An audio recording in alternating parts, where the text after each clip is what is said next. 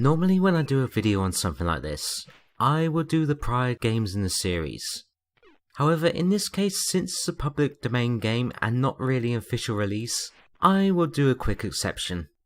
Also, I played the first Garfield game and I had no idea what I was supposed to be doing.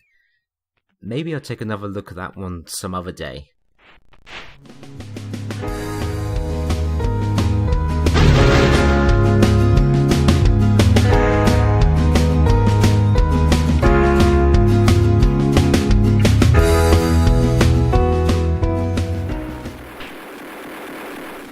At what point did someone decide to mix Garfield with shooting aliens? When did that happen in the comic strip or the cartoons? I can't understand why unless he hated the two Bill Murray movies. The third Garfield game for the ST was a public domain release. I'm pretty sure that Jim Davis would not have allowed this.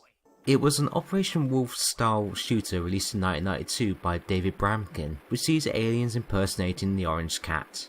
I'm not sure why he made this shooter. Maybe he doesn't like Garfield. I personally like the comics, and I used to watch Garfield and Friends series from the early 90s.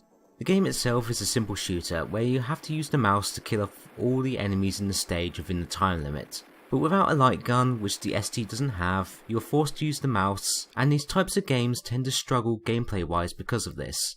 It does get a bit monotonous. The title is also very repetitive with some annoying and loud sound effects, and the Terminator theme turns to repeat throughout. Normally I like the Terminator theme, but not on the constant repeat. It also doesn't help that it is noticeable that the music stops and starts every time you fire your gun.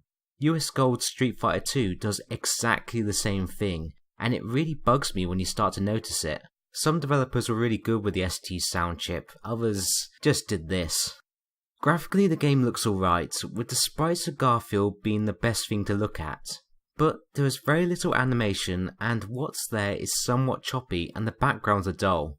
I'm not sure why this game requires an STE. It might be to have the extra colours on screen, but it's debatable whether it's actually really needed. Operation Garfield is not a particularly good game, just play Operation Wolf instead, or The Punisher I guess. I'm not sure who this is actually aimed at.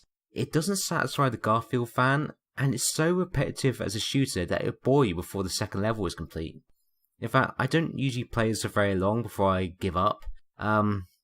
So I've never personally finished it. I've never got to the end to see the cowboy sort of Garfield's end boss. But nevertheless, I'm going to try him out and try and get as far as I can.